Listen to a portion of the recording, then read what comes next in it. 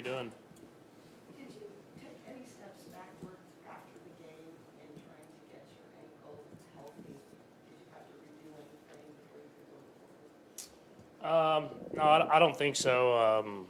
I just was generally sore, I think, from the game, and it was a physical game. I mean, my whole body was a little sore, so I don't think I had any step backwards or anything like that. I had no like re-aggravation of the ankle. Just the little bit of pain I had playing with it. But other than that, I feel like I'm in a good spot. Pat, on that last run of the game, that was one of your fastest runs, in your time in the league. What does that just say to how much passion and adrenaline was flowing through you through that moment? Yeah, I think it was a big moment, obviously. So you have some adrenaline pumping, and I had to get the first down, and I had a pretty fast dude chasing me. And I've always said I'm just faster than the guy chasing me, so that was probably the reason I ran that fast. Patrick, obviously, there's a historical significance going into this game with you and Jalen Hurts. That this is occurring in Black History Month. How much more special does that mean to you? Yeah, I mean, to be on the world stage and have two black quarterbacks starting in the Super Bowl, I think it's special. And I've learned more and more about the history of the black quarterbacks since I've been in this league. And the guys that came before me and Jalen set the stage for this. And now I'm just glad that we can kind of set the stage for guys that are kids that are coming up now. And so it'll be a great game against two great teams and then against another great quarterback. So I'm excited to go out there and try to do what we can to win against a great team. To follow up on what Herb was saying, just you mentioned the future and all the players that have looked up to you, and I'm sure they also look at Jalen too. What do you sense that the future going forward for black quarterbacks because of this historic moment for you guys means for youth that are looking up to you? Yeah, I think you've seen over time. It's whenever a guy like Doug Williams or Michael Vick or Donovan McNabb go out and play great football, it gives other guys like me and Jalen chances to have this platform and have this spot on an NFL team. And so if we can continue to show that we can consistently be great, I think it'll just continue to open doors for other kids growing up to follow their dreams and be a quarterback of an NFL team. And it's good that we have guys like Jalen on the other side because he's a great person and obviously a great quarterback. Have you heard over the last couple of days, have you heard from Lamar Jackson or Kyler Murray or any other Justin Fields, any of them? Have they reached out to you? I haven't heard from them this week, but I mean, I know I talk to those guys every once in a while, and we have a lot of great quarterbacks in this league, and I'm glad that I'm a part of it. And we'll continue to evolve the game and set the standard the right way, and it's happened before us, and we'll continue to go after us as well. Patrick, you against the Eagles last year. How has their defense changed since what you saw last year? Yeah, I mean, they have a great defensive coordinator, first off. He does a lot of different things. Their scheme has evolved because of the players that he has. They have great all-pro Pro Bowlers at every single level.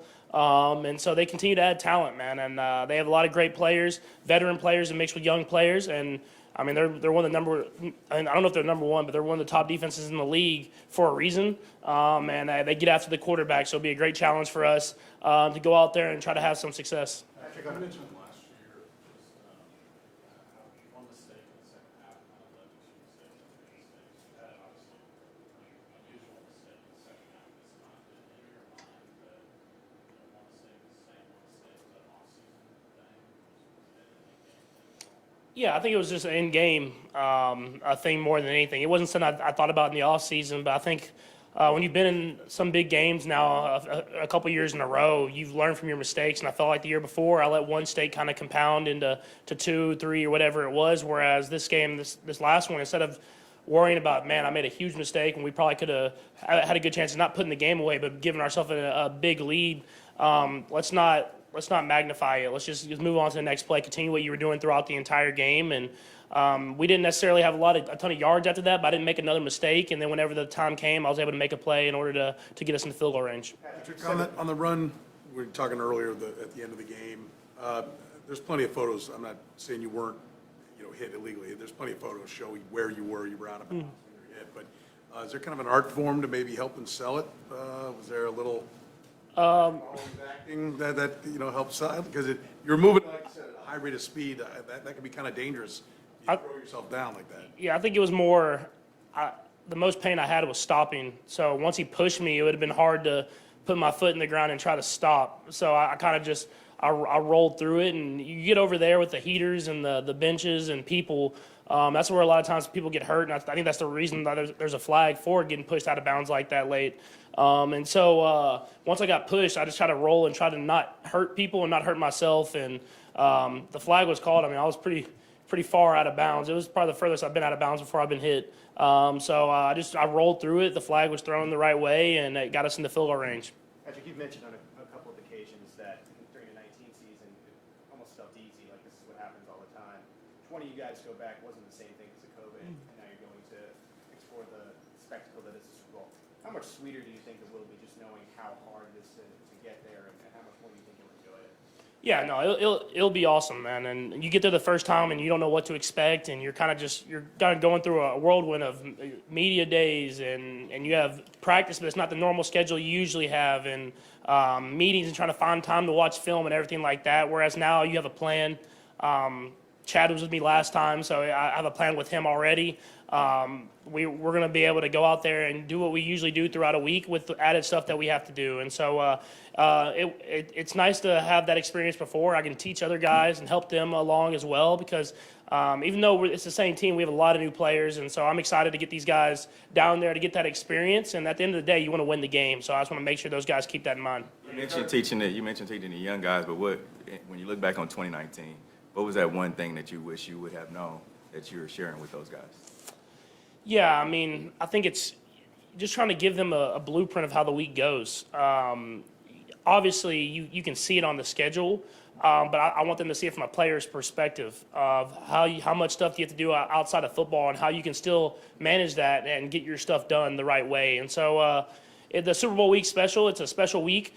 But it's not about being down there for the week of the Super Bowl. It's about winning the game, and I want guys to keep that at the front of mind. And so enjoy it. Enjoy the whole entire week, but make sure you're prepared to go out there and play your best football as well. Questions? Four more guys. We're going to start with Adam. Go ahead. Patrick, after playing with MBS for a full season now, what are the things you've learned about him as a player? Yeah, he's extremely talented, man. He works extremely hard. He's extremely talented. Obviously, anytime you have a new guy, you have to get on that same page. I think y'all saw that throughout the season. But at the end of the day, what I saw was he was getting open, and I just had to make the throws. And so even in the last game, I feel like there was throws I made that weren't necessarily the perfect passes, and he was able to make plays happen. And he does a good job of not only running his own routes, but when he was kind of that last guy out there, he was helping other guys get in the right position. And so that's a testament to him studying the game plan and knowing the entire concept of the game plan and not just his routes. I remember, Patrick, how high you were on Isaiah during camp, even where he is now. Just where do you feel like you had to help him get through this rookie season, and were there other veteran guys that you can tell that had an impact on where he is now? Yeah, I mean, obviously, he was extremely talented and had all the tools and wanted to work, and I think that was a big thing. And as he learned patience and able to hit the hole and still get those extra yards, but having patience, you saw the run game take off, and then protection-wise, he's gotten better and better and doesn't make the same mistake. And so it took all of us to help him, and obviously I had some impact there, but I think Jerick McKinnon was probably the biggest impact for him, and he was willing to teach. And y'all see Jerick blocking and running routes and doing all and running the football and how much of the veteran presence he is, but he's basically like a coach too, because he can coach those young guys up and get them in the right position as well. And it takes great leaders like that in order to have a great team. We'll ask two Blair and then Stephen. Go Blair. Patrick, it's also the first Super Bowl with two former Big 12 quarterbacks are facing off against each other forever. The Big 12 quarterbacks is word in the NFL. So what is it about the style of the league in the last 10 years that allows this to happen? Yeah, first, I know the SEC is gonna be mad because Alabama tries to claim Jalen as well, so they'll be a little angry about you calling him a Big 12 quarterback. But it's cool, man. I think you saw that 3 of the quarterbacks in the Final Four were Big 12 quarterbacks, and I think you just get past that stigma of your air raid quarterback. You don't know how to handle NFL offense, and to see that guys can come from anywhere, man. I think you see that in all of football's history is players can come from big colleges, they can come from small colleges. Whatever conference that is, and they can have success. You just got to be willing to work and willing to learn. And that's something that I think you see between me and Jalen is you have guys that want to get better and want to do whatever they can to win football games. Last two, Stephen and Dave. Patrick, with Brady retiring, a lot of people feel like the baton passes to you truly to be the face of the league and the best quarterback in the league. Is that any extra responsibility to you now that he's gone and you really are the guy that most people look at as the face of this league?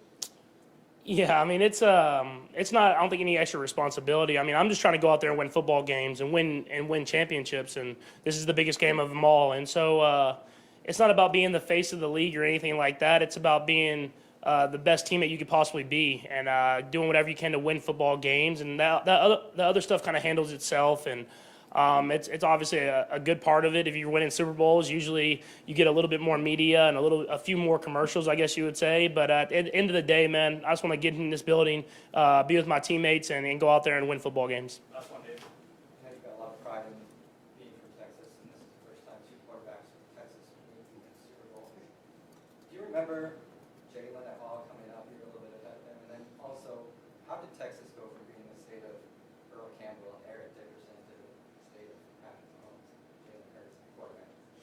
Yeah, I think it's just in Texas, it's been a program of building football players up for a long time, and they're still the great running backs, they're still the great receivers, the great tight ends, whatever you want to say. But I think you've seen with just the way we're taught at a young age and 7-on-7 and everything like that, the quarterbacks are starting to even become more and more of a thing. But I mean, we've had guys like Drew Brees and Nick Foles and. I mean, Baker's in the league now, Jalen, me. I mean, there's been guys that have been in the league now, but to have this stage to show what Texas football is all about, I bragged to all my PA guys because they claim that they have the best state in football because of the history. But I'm talking about the present. I think Texas has it going right now. Thank you, guys.